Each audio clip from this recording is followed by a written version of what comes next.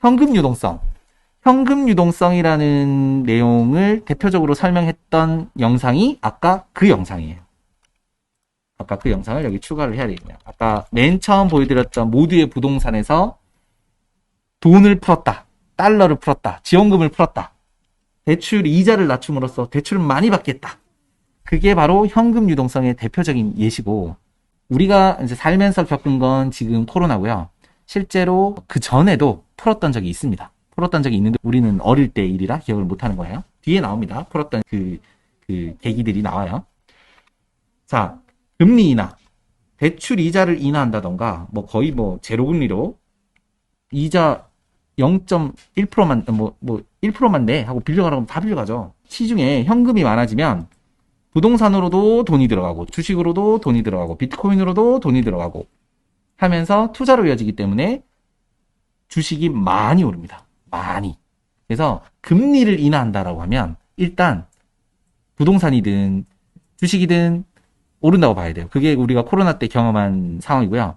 2022년 1월 지금부터는 돈을 줄인다고 했어요. 즉 현금 유동성을 걷어들인다고 했어요. 그래서 똑같은 가치라도 무조건 내리게 돼 있습니다. 똑같아도 들고만 있어도 내리게 돼 있어요. 그래서 정말 주식을 잘해야 돼요. 부동산도 잘해야 돼요. 올해는 적어도. 올해는 다 걷어들일 계획이기 때문에 내년은 또 달라질 수 있습니다. 근데 올해는 그렇다. 자, 그 다음에 수요와 공급의 법칙이 있어요. 수요와 공급의 법칙이 뭐냐면, 우리가 주식 하다 보면 맨날 뭐 기관 투자자, 외국인 투자자라는 얘기를 많이 듣죠? 처음에 저는 외국인이 뭐 우리나라 주식을 매수했다 그래서 처음에는 뭐 무슨 외계인 같은 그런 느낌이었어요. 외국인들이 막 우리나라에 막 점령하는 그런 느낌이었는데, 봤더니 우리가 미국 주식을 사잖아요. 그럼 미국 사람들한테는 우리가 외국인이더라고요. 우리가 미국 주식 사잖아요? 그럼 우리는 외국인이에요, 그 사람들한테. 외국인들이 대거 샀다. 즉 미국인들이 아닌 모든 나라 사람들이 미국 주식을 사면 미국 사람들 입장에서는 외국인이에요. 맞죠? 그러니까 우리나라 주식인데 뭐 중국 사람이든 일본 사람이든 미국 사람이든 뭐 홍콩 사람이든 우리나라 주식을 사면 그게 다 외국인이에요. 그리고 기관 투자자는 우리나라 이제 국민연금이라든지 그런 데서 돈을, 우리가 국민들이 낸 돈을 모으고 있다가 가만히 놓고 있으면 안 되니까 그걸로 국내 주식도 투자하고 미국 주식도 투자하고요. 오늘은 못 보여드리겠지만 존리 대표가 한 영상을 보고 제가 주식을 시작했거든요. 거기서 무슨 얘기를 했냐면, 여러분들 은행에 저금하시죠? 은행에 예금해 놓으시죠? 걔네들은 그걸로 주식해요. 이렇게 했거든요. 여러분들 은행에 잘 돈 모아놨죠? 걔네들은 그걸로 주식해요. 근데 왜 여러분들은 그걸 은행에 맡기고 서 직접 투자를 해서 은행만큼 수익을 내는 게 낫죠? 그러네.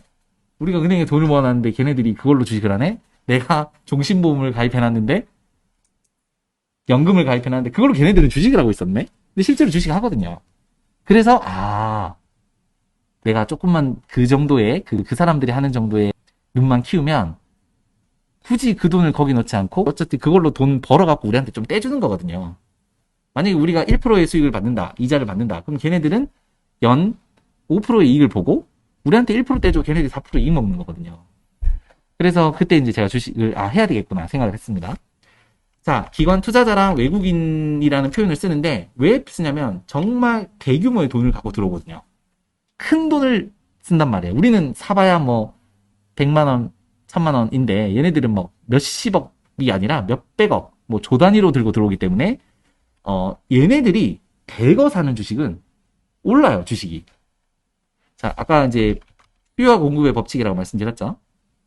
물건은 한정돼 있는데 살려는 사람이 많으면 주식이 오르죠. 그래서 기관 투자자와 외국인들이 많이 샀다 팔았다 하는 그런 주식들은 오르락 내리락 하는데, 그걸 흔히 작전주 또는 세력주라고 표현을 할 수도 있어요. 너무 큰 돈이 움직이니까 사면 확 올라버리고 팔면 훅 내리는 그런 일들이 생기죠. 그래서 어떤 주식하는 그 주식 유튜버는 이렇게 얘기하더라고요. 기관 투자자라면 어떻게 할지 생각하고 움직여라. 외국인이라면 어떻게 생각할지 예측해보고 움직이라는데, 우리가 외국인이 아니고 우리가 기관 투자자가 아닌데 어떻게 하겠어요? 우리는 정보력이 없으니까. 그래서 수요와 공급의 법칙에 의해서도 주식이 오르락내리락 합니다. 자, 그러면은 1번 같은 경우는 우리가 별로 신경 쓸 필요가 없죠. 왜냐면 10년 동안 움직이는 건데 우리가 뭐 발버둥 친다고 물가가 갑자기 뭐 우리가 막 열심히 뭘 한다고 물가가 10년에 2배 오르게 막 10배 오르는 것도 아니에요. 그래서 이건 우리가 어떻게 할 수 없는 불가항력적인 부분이기 때문에 무시. 현금 유동성은 큰 시류만 보면 돼요. 큰 시류. 뭐 코로나라든가 그런 큰 경제 위기 이런 것만 보면 되고, 지금 이제 돈을 걷어들인다는 신호를 냈기 때문에 지금 너무 공격적으로 주식을 하는 거는 좋진 않아요. 자, 그런 큰 시그널만 알면 되는데, 그거는 우리가 이제 나중에 단톡방 오시면 그 시그널을 드리거든요. 지금은 이런 상황이다. 너무 액티브하게는 하지 마세요. 드리니까 요거는 같이 공유할 수 있는 시그널이고요.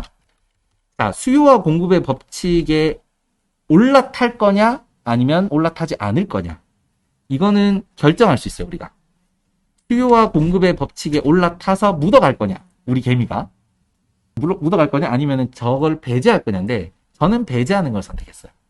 왜냐면 얘네들의 마음을 모르겠어요. 자, 어떻게 하면 배제하면 되냐, 시가총액이라는 총 가치가 있죠. 예를 들어서 우리가 삼성전자를 한번 볼게요. 우리나라에서 시가총액 아마 1일 거예요. 그죠? 자, 쳐보면 여기 시가총액이라는 단어가 나옵니다. 461조.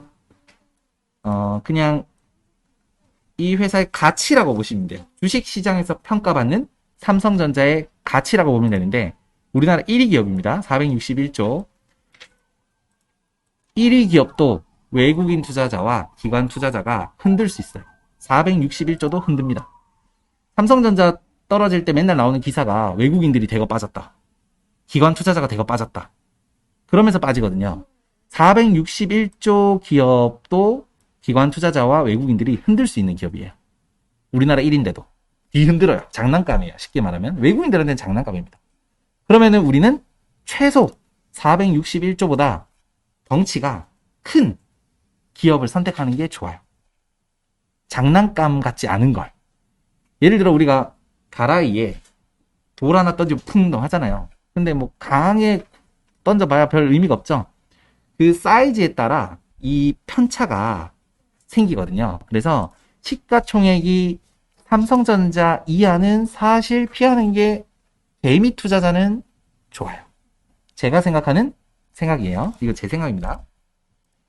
자, 수요와 공급의 법칙, 기관 투자자와 외국인이 많이 사고 많이 팔면 거기에 따라 주가가 움직이는데, 그렇게 되면 우리는 너무 스트레스를 받으니까 걔네들이 사든 팔든 변동성이 적은, 물론 내리겠죠. 하지만 팍 내리지 않는, 적당히 내리는 그런 종목을 선택하려면 적어도 삼성전자보다는 시가총액이 높은 종목을 선택하는 게 마음이 편하다.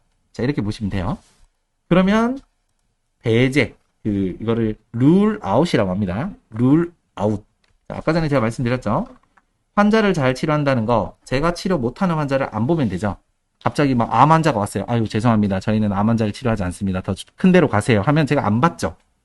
내가 안 봤으니까 치료율에 카운트가 안 될 거 아니에요. 내가 봤으면 치료를 잘했냐 못했냐 평가를 하겠지만, 내가 룰 아웃 시켰기 때문에 저는 감기 환자만 보고 치료를 하면 되는 겁니다.